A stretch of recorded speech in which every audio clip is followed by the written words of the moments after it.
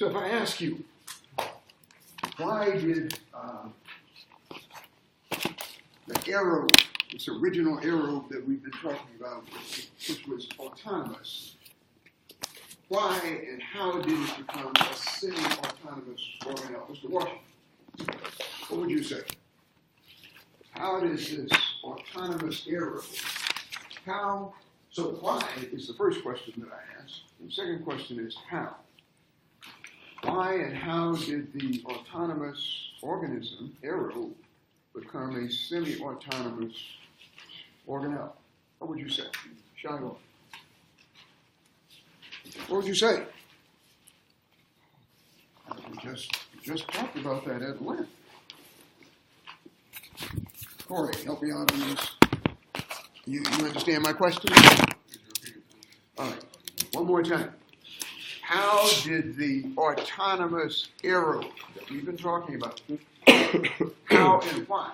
Why is the first question. Why did the autonomous arrow become a semi-autonomous organelle? So we're asking why and how. So why? What was the sort of driver in the first place? And so we have to think like this because that's the way we're going to ask these questions. You almost made it, sir.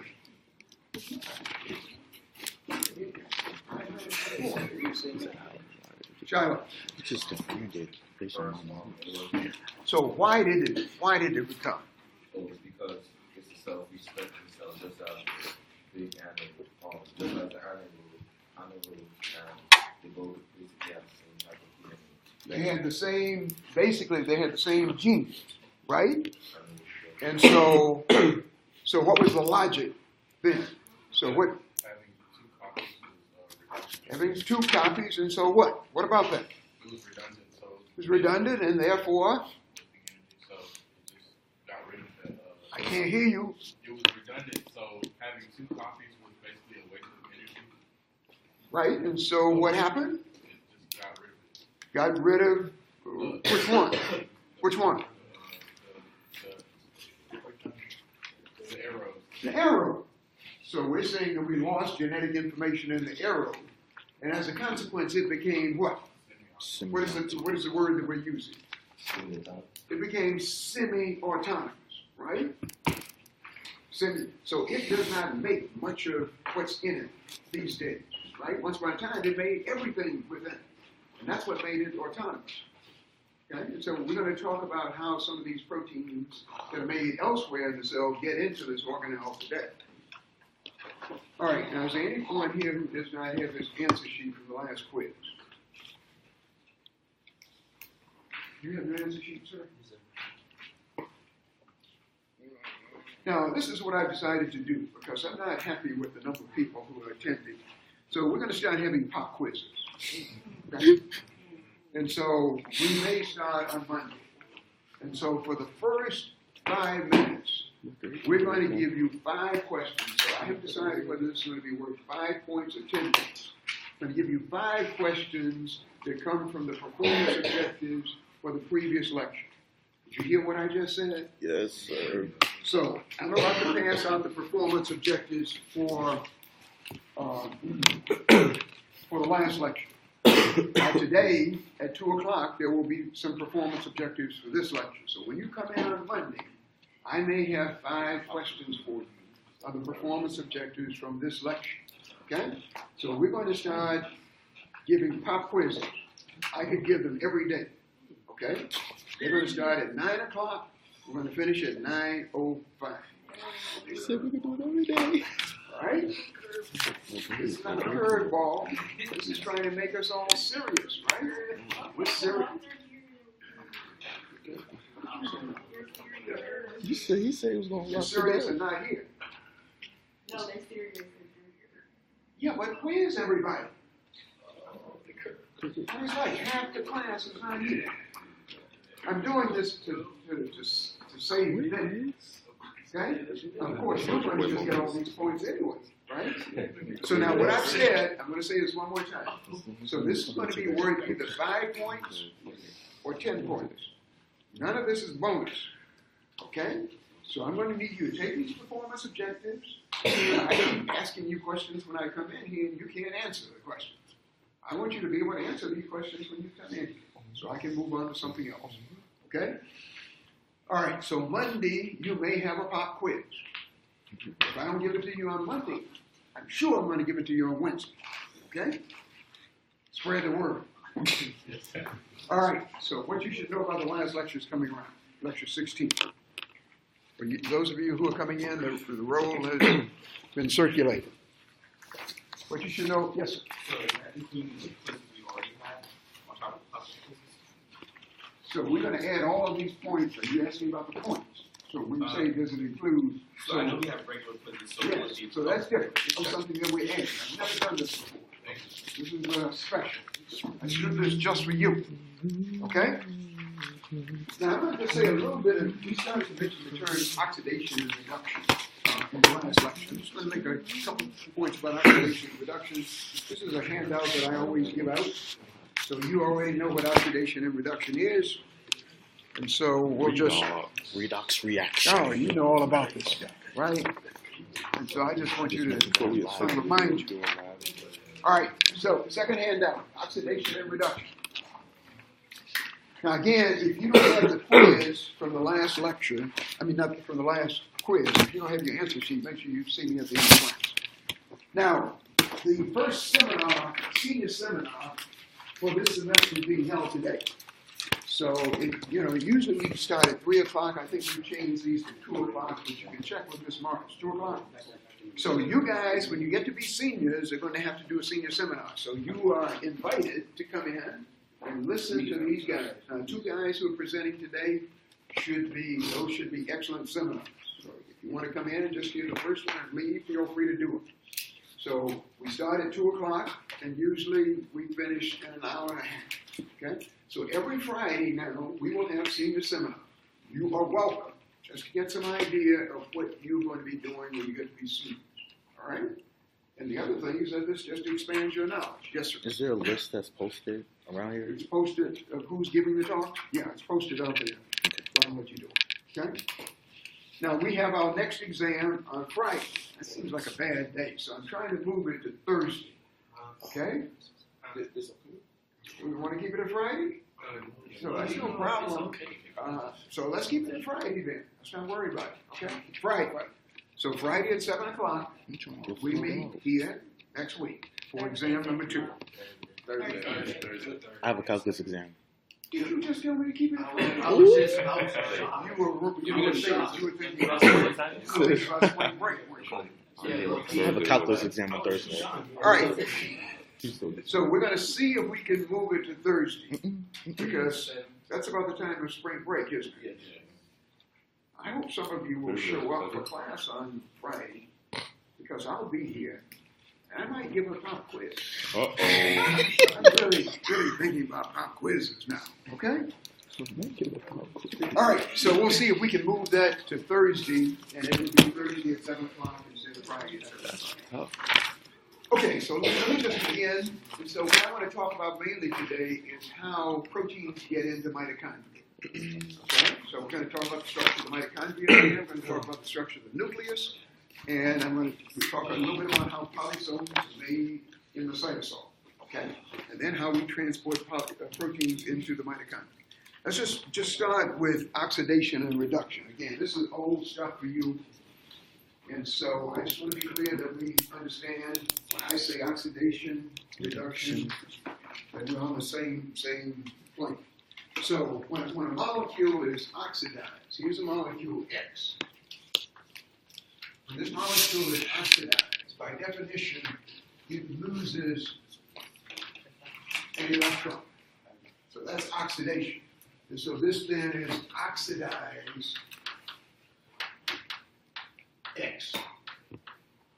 Now, when a molecule gains an electron, here's X now, gaining an electron, that molecule is said to be reduced. And what I said to you last time is that when you go from oxygen to superoxide, the oxygen atom is being reduced by the addition of an electron.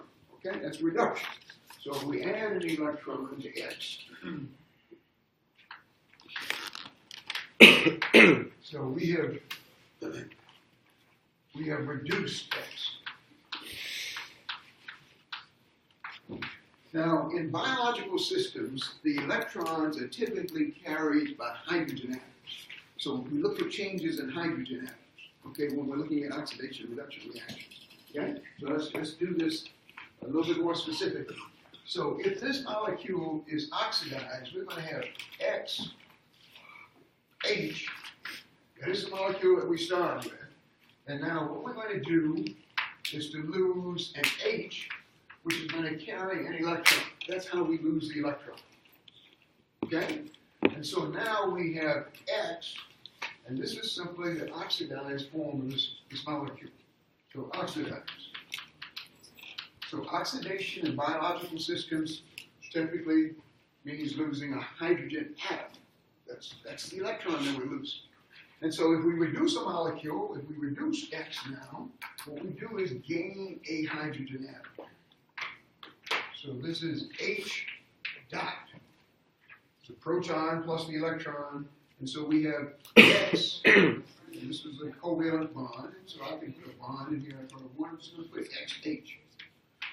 So this is the reduced form of X.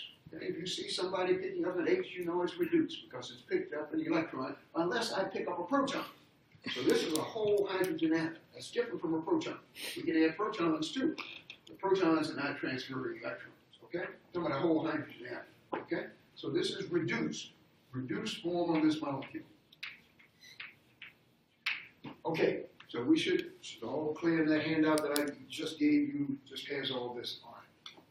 Okay, so let's go back and talk about the structure of the mitochondria again. And we're just sort of filling in stuff, and I'm adding sort of more details as we go along. So here's this beautiful structure, and I brought actually, there's the mitochondria, and at the end of the table here, and there's the chloroplast. So we are talking basically in these lectures about the origin of the mitochondria, and I haven't yet gotten to the origin of the chloroplast, okay? Endosymbiont theory, okay? So here now is the mitochondria. Here's the outer membrane. And here now is the inner membrane, and what we've said is that there are regions where the inner membrane is in close apposition to the outer membrane. And I'm not going to put them as close as they are because I've got to draw something in. So these regions now we call contact points, okay? And these are special. I'm going to say why they're special in a moment. Contact point. Here's another contact point.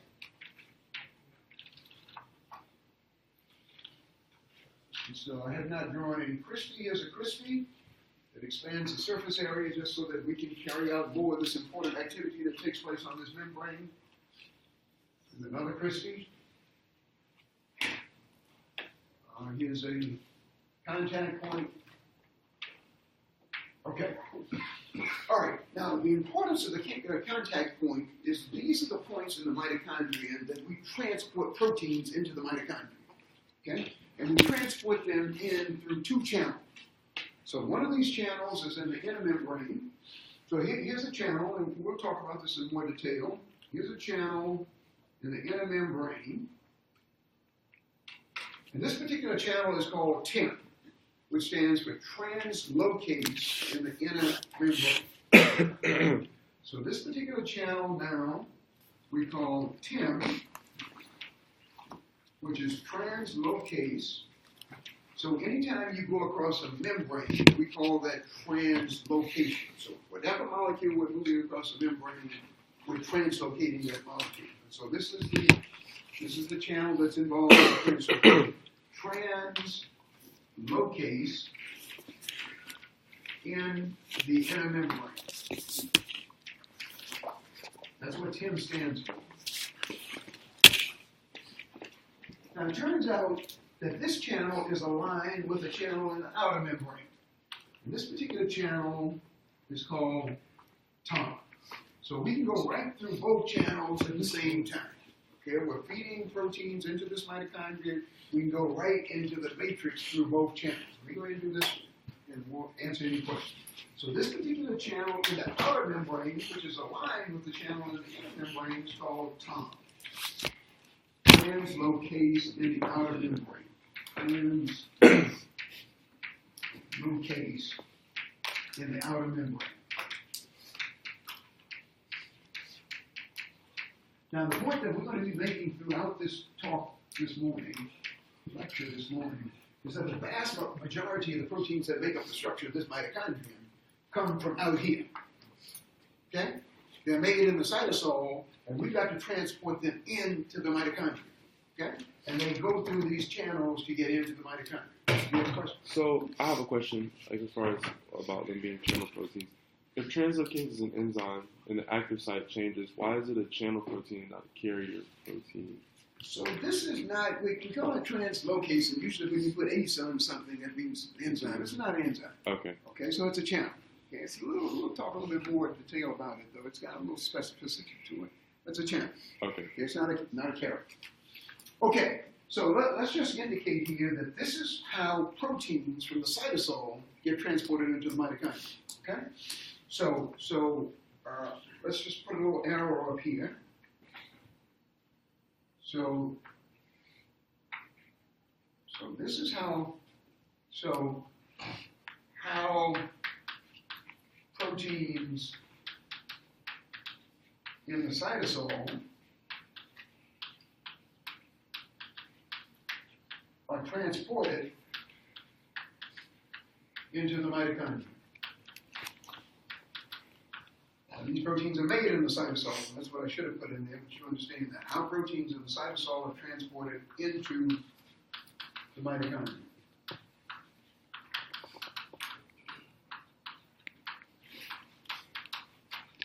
Okay, anybody else have any more questions?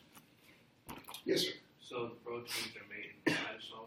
They're made in the cytosol, and what's the structure on which they're made? Brian? What is the structure on which proteins are made? Rough ER. What is the basic structure that makes protein in cells? Doesn't matter where you're located. What did you say? You know what? What did you say? Polysome. You said it Right? several times too. Polysomes are the structure on which we make protein. Doesn't matter whether the polysomes are in the mitochondria, doesn't matter whether they're attached to the ER, doesn't matter whether they're free in the cytosol. Now, we're talking about polysomes that are free in the cytosol. So anytime I ask you, what is the structure that makes proteins, you say polysome. Okay? All right. Okay. So now, what we talked about is DNA. And so I'm going to give you an opportunity to get 2 points. Okay? So what I said to you is that this structure now contains several, this is a supercoiled circular DNA molecule. And again, one of the points that we made is that they don't have histones associated with them. The fact that they're small, circular, without histones is part of the evidence that supports the endosymbiotic theory. Okay? Now, the thing that's interesting to me that I want you to give me some feedback on is that there are several identical molecules. Several identical. The question is, why does a mitochondrion need several identical molecules? Right? And we just argued in the previous lecture that if two cells came together and you had the same genome, what are you going to do? You're going to eliminate one because it's unnecessary. Here we've got 2 or 3 identical genomes. Why does a mitochondrion need 2 or 3 identical genomes? I want you to go online, look to see if you can find an answer, and within a week, today is Friday, next Friday, I want you to turn this in to me at the beginning of class. This is strictly bonus. If you're interested in 2 points, okay? Now I need, ideally, if you don't type this, I need you to write it clearly. I need you to give me a reference. So you're going to go online and find what somebody thinks about this, or what somebody has determined to be the case. I want to know what it is. I don't know the answer to this. I want you to help me. Yes, sir. Question again, please. Somebody help me with the question. Please. Thomas, you got that little sleepy grin. What is the question? Why does the mitochondrial cell have more? So I'm going to write the question in the performance objectives for today. Somebody else, what is the question I'm Why asking? does a mitochondria need 2 or 3 identical genomes? Right. Now, is that question a reasonable question? Why is it reasonable? Yes, it's reasonable. So why is this a reasonable question? Somebody's got to help me in here. I'm struggling to get through this. Can I get some help? Why is it a reasonable question? Well, I'm not worrying here about yesterday. Just give me an answer. Why is it a reasonable question to me? What does that have to do with it? He's trying to. Well, so based on what we said yesterday, now, Mr. Southwell, I understand your problem, right? Because you were not here, right? But we're going to fix that going forward, right?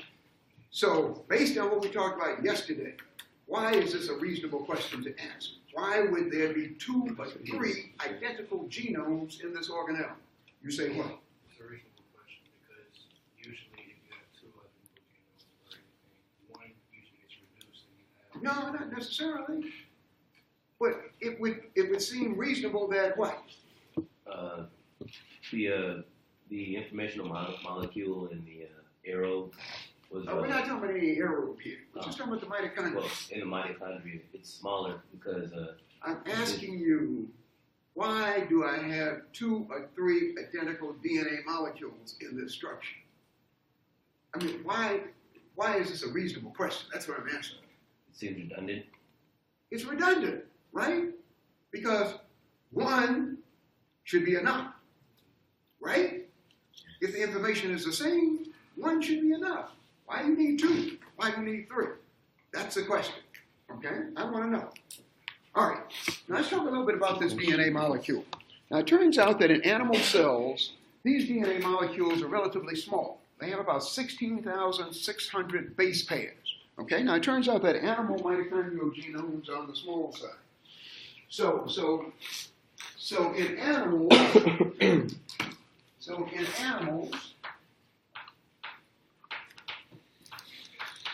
this DNA molecule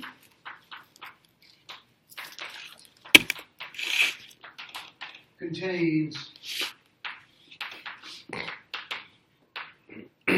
16,600 base pairs.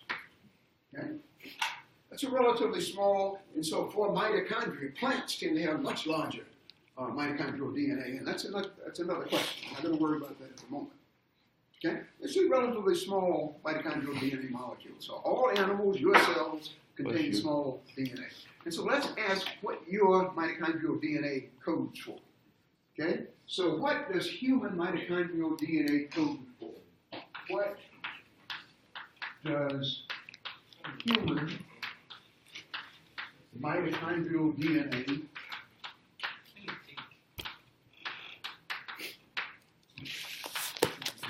code for?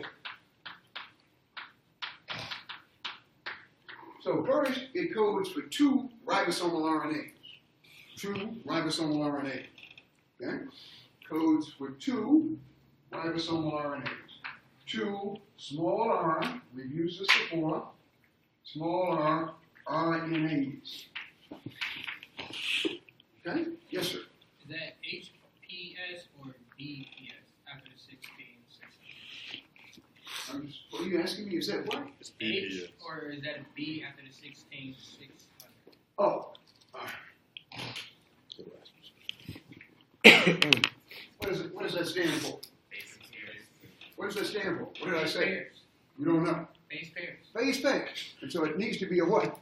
B. I just want to make sure. All right, I'm just checking you out to be sure you understand what I'm talking about. Okay. All right. So 2 ribosomal RNAs codes for 22 tRNAs.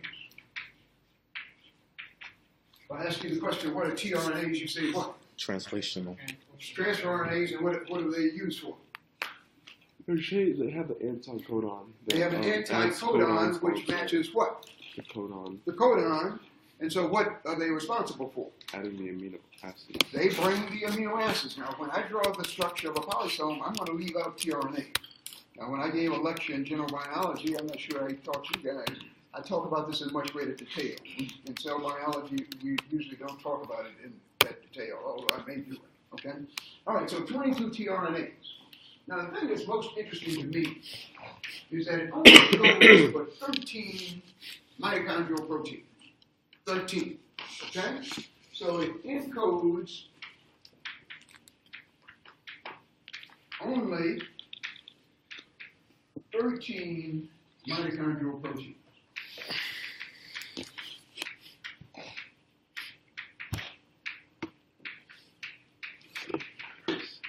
So this mitochondrion contains a little bit more than 1,000 proteins.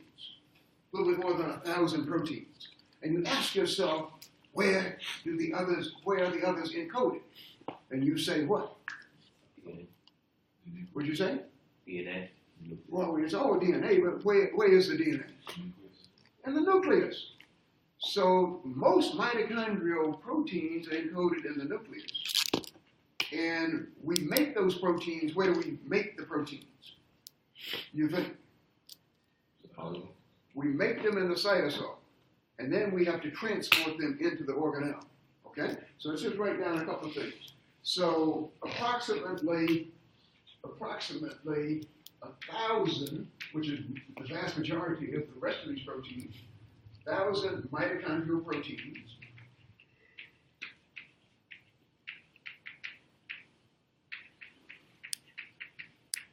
are encoded in nuclear DNA. In nuclear DNA. And synthesized on polysomes in the cytosol. Okay? And synthesized on polysomes in the cytosol.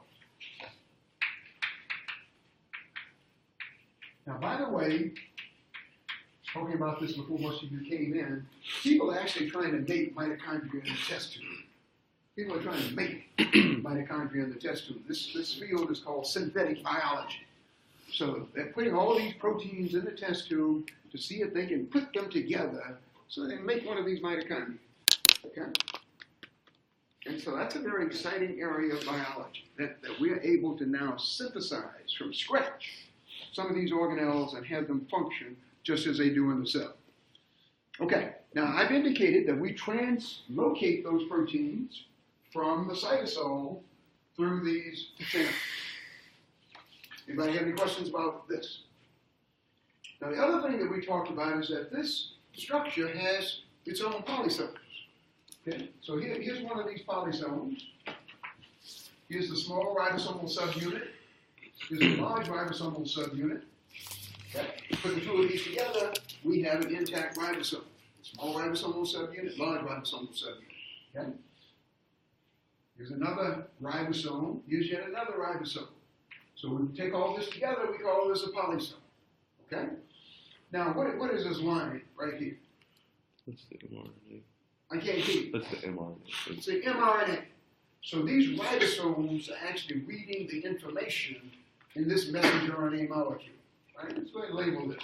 So this now is mRNA. And this structure right here is a ribosome. And the whole thing now, we say, is a polysome.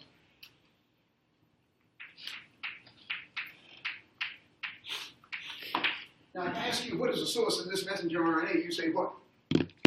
What is the source of this messenger RNA? From translation. I can't hear you. From transcription from DNA. What DNA? In the nucleus.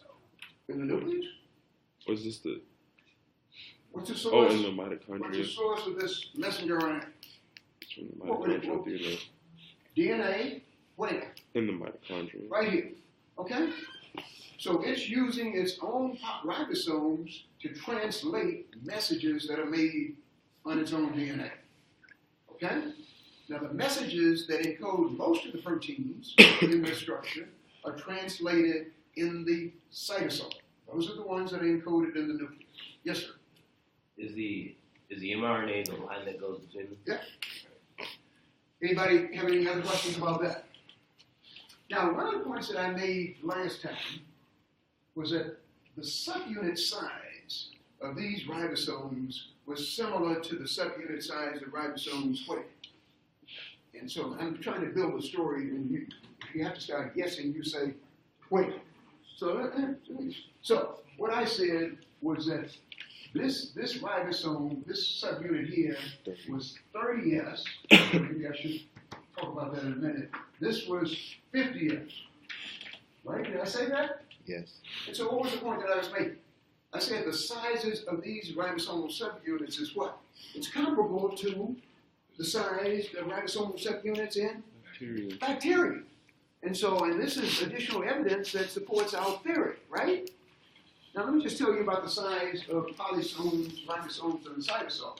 So here's a polysome in the cytosol that's making proteins outside of the structure. And so these ribosomes are larger. So this should raise some questions in your mind. These are smaller than the ones out here, okay? So let's just call this is a cytosolic polysome. Now, the subunit size of the large subunit is 60S.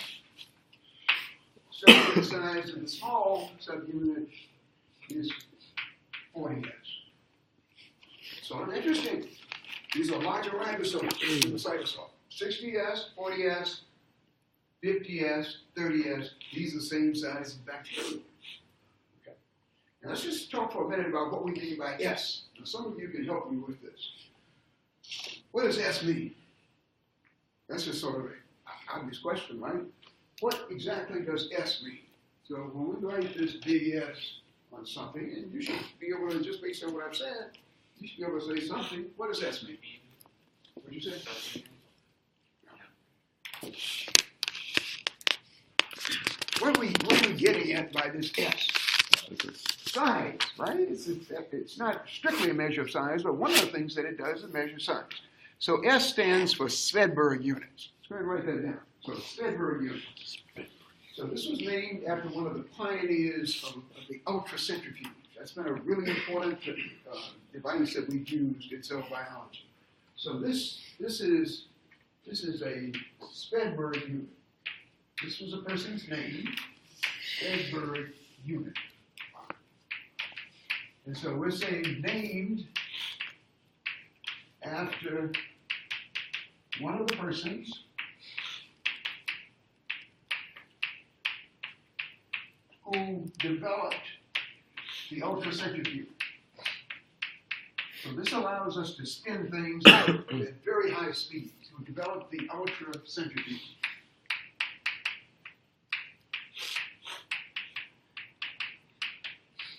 So this device has allowed us to separate one organelle from another. So this allows us to separate mitochondria from nuclei, mitochondria from lysosomes. It also allows us to separate different kinds of molecules from each other. Okay? So this device, the ultracentrifuge, this device allows us, and let me just go one step further. Allows us to separate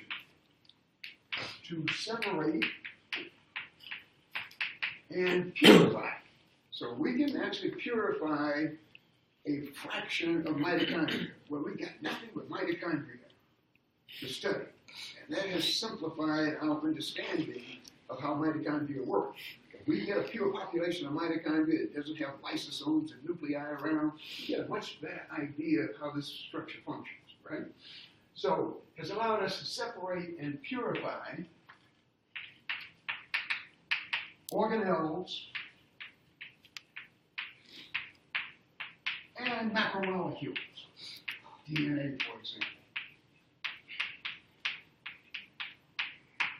Okay, now let me just tell you a little bit more about what this unit represents.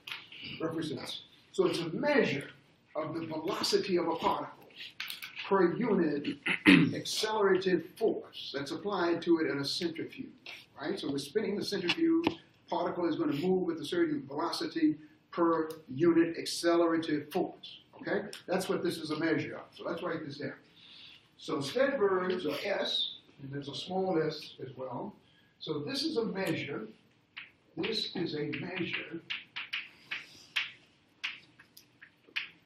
of the velocity of a particle. And so I'm saying this a little bit differently, writing it a little bit differently than I said, in a centrifugal field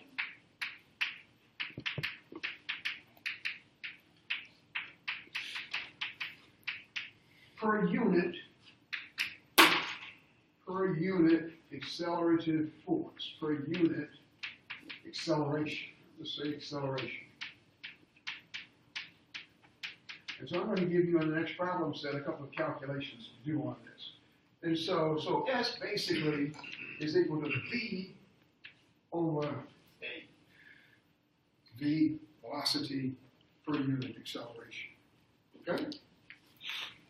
Now let's talk for a minute about the major parameters of an organelle or a particle that determine the rate of sedimentation. Okay?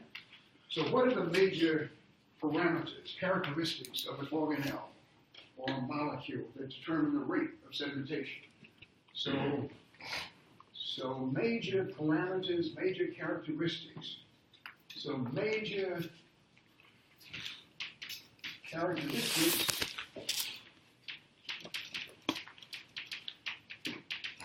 that determine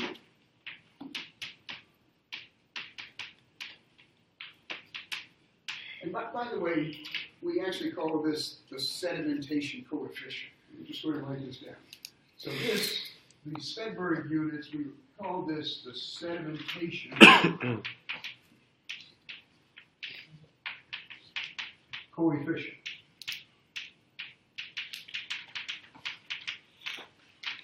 Okay? So V over A is the sedimentation coefficient. So major characteristics that determine the sedimentation coefficient. And so we've already said that one is mass or size. So one is mass or size. A second one is density. The more dense you are, the faster you go towards the bottom of the test tube, or bottom of the centrifuge tube. So a second one is density. And interestingly, a third one is shape. A third is shape. It turns out that spherical particles have a greater sedimentation rate than any other shape. Okay, write that down. So spherical particles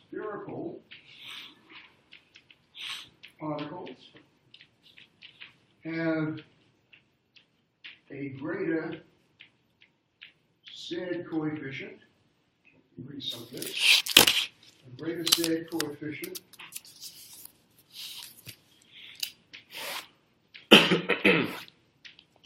than any other shape. And any other shape, let's just qualify this with the same volume. Any other shape with the same volume. With the same volume. Now we have to ask ourselves, why is this the case? Why is it the spherical particle will actually move faster to the bottom of the test tube than any other shape? Somebody can help me with this. What do we know about a spherical particle just from geometry and so on versus other shapes? All right, so what we learned once upon a time is that a spherical particle has the lowest surface to volume ratio of any other shape. The lowest surface to volume ratio. So let me write that down. So a spherical particle has the lowest surface to volume ratio of any other shape, given the same volume. Write it up here. So a spherical particle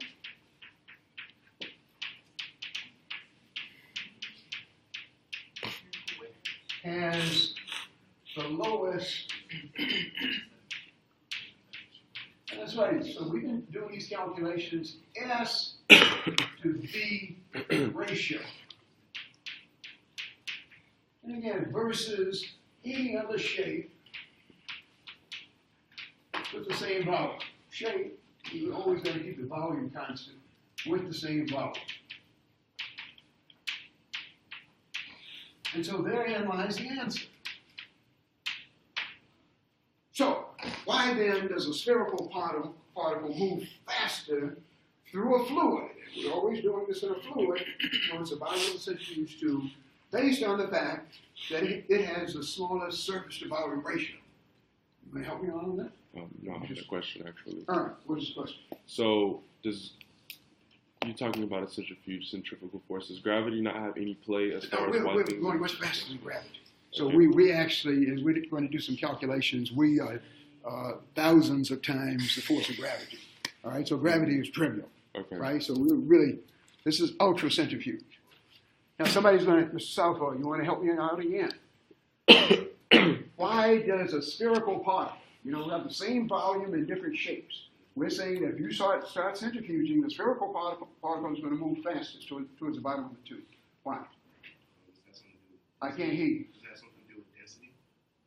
Density? It has to do with the surface to volume ratio. Shiloh, you want to help me with that? I thought you were holding your hand. Less resistance. I can't hear you. Is it less resistance? Less resistance. Say it loud, Shiloh. Yeah, it's less resistance. Less resistance. Does anybody understand what Shiloh is talking about? Because I'm not sure that I understand it. You understand it, Mr. Washington? Less resistance. Why would it have less resistance? I can't hear you. Has a lower surface volume ratio. Therefore, So it doesn't block as much water coming up. It doesn't hold it back. he says, therefore, it's going to experience less sort of fluid resistance as it's moving through the fluid, right? Because the resistance is based on the surface. If you have lower surface in contact with the fluid, you're going to move what? Faster. You with me on that? So the answer is less, and we're not talking about friction here, it's sort of frictional resistance, but it's in a fluid. Less viscous resistance. Okay, so that is the answer to our question. All right, so the spherical particle experiences less viscous resistance. Okay, so a spherical particle Question. experiences less fluid resistance than other shapes. And again, I'm going to have you calculate some S value, okay, and play around with how many times the force of gravity that we're talking about. So we write this as the speed times the force of gravity. Okay? Anybody have any questions about that? Right, and you have that look on your face. I'm good. You're good. I'm good. Any other questions? Okay, let me turn in the last few minutes here to talk about the structure of the nucleus. So we're trying to follow these proteins that get imported. That's the way we talk about this. Imported into the mitochondria. So we got 1,000 proteins that are actually made in the nucleus. They're encoded in the nuclear DNA. All right? So let's talk a little bit about the structure of the nucleus here. Structure of the nucleus. And so everybody knows something. This is the major organelle in terms of size in a eukaryotic cell. Structure of the nucleus. And so we all know, and so we've learned some things about it in here. So let's put a few more details on that picture. The structure of the nucleus. Structure of the nucleus. So we're looking at the structure of the nucleus. So this is where we start this process. So here we are. So here's the outer membrane, and nuclei are rarely spherical, by the way. They take on a variety of shapes, depends on what cell you're looking at. Here's the outer membrane, here's the inner membrane. And it turns out that this membrane is replete with pores. That pores all through the nuclear envelope. So this is the nuclear envelope again.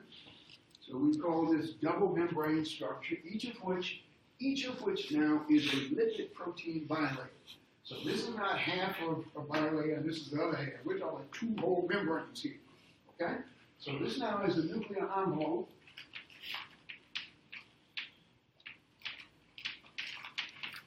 And so we're saying that there are several thousand pores pores in this membrane. So let's just show one of these pores. I'm going to draw a couple. So here's a point where the two membranes are fused with each other. That's a nuclear pore. Here's another point where they're fused with each other. Another nuclear pore. And in these pores, there's actually a protein complex. It really works in some very clever ways.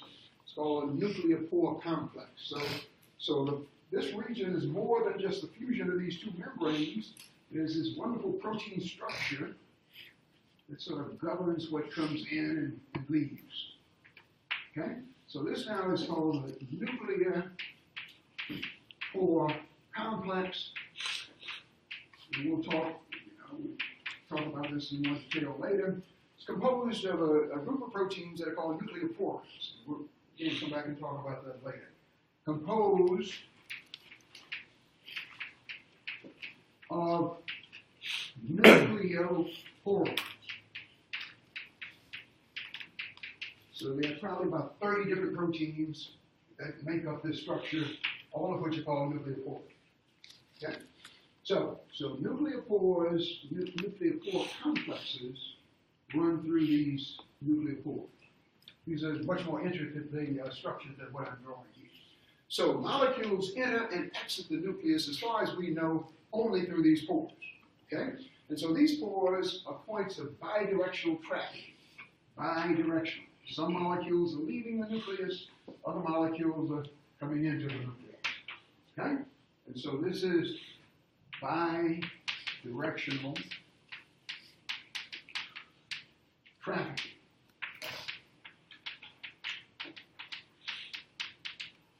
And so they in a particular pore, molecules can be going both directions at the same time. Okay?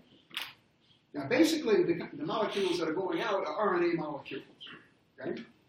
That's what's going out, and mainly what's coming in are proteins. And we'll put some more details on this later. So what is coming in are proteins, and we see that in the cytosol. So proteins are the main molecules coming in, and RNA molecules that are made by the process of transcription on the DNA inside the nucleus are going out. Okay? So RNA, main molecules going out. Okay? It's just sort of a little bit of oversimplification. Anybody have any questions about what I just said? Okay. Yes, sir. The membrane, you said that they're both complete protein lipid bilayers. Okay, so it's not one half here, the other half there. You with me? They're full, each one is a full membrane. You with me on that, Mr. Collins? Okay, now, what did we say about membranes? Can membranes maintain the structure of the nucleus? So the nucleus in every cell has a particular shape, and what I said is that it's typically not spherical, and so the nuclear envelope cannot maintain that shape. And therefore we need what? Cytoskeleton. What'd you say? Cytoskeleton. We need something that approaches a cytoskeleton, except that the cytoskeleton is, for the most part, outside the nucleus. So we have a structure that's right beneath the nuclear envelope, which is called the nuclear lamina. Now, it turns out that it's composed of one of the cytoskeletal elements, intermediate filaments. Okay? So let's go ahead and write this down. Brandon, you think you can make it with me? I'll make it, yeah. Oh, sure. Yeah. You had that look on your face since you arrived. I'm good. I'm worried about you. All right, so here we go. So the shape of the nucleus in every one of your cells is determined by this protein network that's just beneath this membrane. Okay? It's called the nuclear lamina. Okay? So these are intermediate filaments. And so here they are. So we can strip this bilayer off the nuclear lamina and it would maintain the shape that nucleus is in. So the shape is completely dependent on the nuclear lamina. Here it is. So here is a network of filaments just beneath the internuclear membrane. And this is one of the cytoskeletal elements. These filaments are intermediate filaments. Intermediate filaments.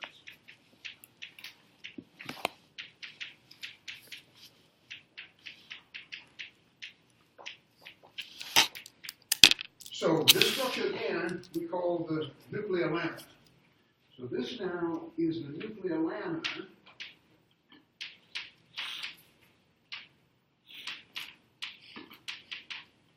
And it is responsible now for maintaining the shape of the nucleus. You with me on that? Now it turns out that it's composed of 3 proteins, which are intermediate filament type proteins. They're called lamins A, B, and C. These intermediate filaments are composed of 3 proteins that are related to each other that are called lamins A, B, and C. Okay? So these intermediate filaments are composed of lamins A, B, and C. Anybody have any questions? Now let me just get to the skinny here before I have to stop. So, attached to the nuclear lamina is chromatin. Okay, and that's where I wanted to go. Okay? So here now is chromatin. This is where we find what we need to do transcription.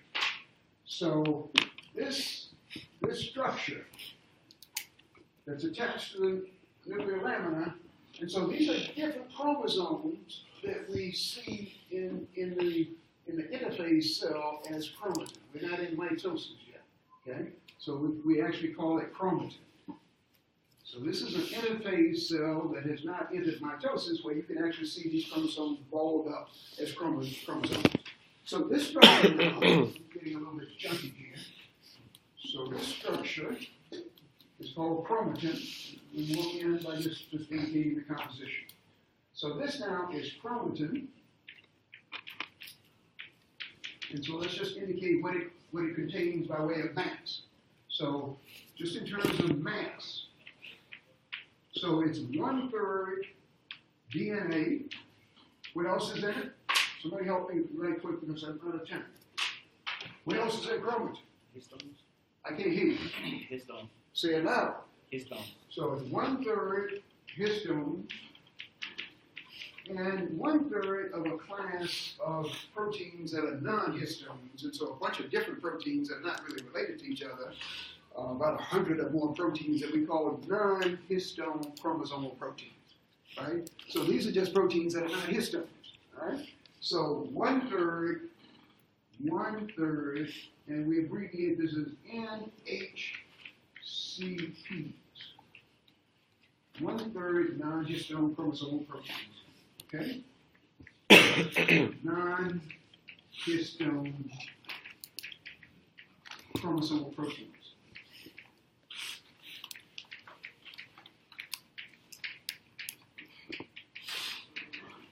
Now, the final point that I want to make, the reason I went through all of this is that most mitochondrial proteins are encoded by genes in nuclear chromatin.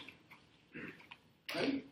So these proteins now that we're going to import into the mitochondria are not made on mitochondrial DNA. Only a few of them. So in the human, only, what did we say here? Only how many in the human? Down. How many proteins did I say in the human? 13. So we said about 1,000. The rest of them were made, they're made right here. Okay? So we're going to make the messenger RNA for them. We're going to transport the messenger RNA out into the cytosol when we come back, and we're going to read it with these big ribosomes that we find in the cytosol. You with me on this? Now, for those of you who came in late, we're going to start having pop quizzes. And so we may have a pop quiz on Monday morning. It will start at 9 o'clock. It will have 5 questions on it. It's going to be either worth 5 points or 10 points. If I don't give it to you on Monday, I'm definitely going to give it to you on Wednesday. Okay, so those of you who didn't pick up your answer sheet, now I do this for some of my good friends. I won't call any names. Okay?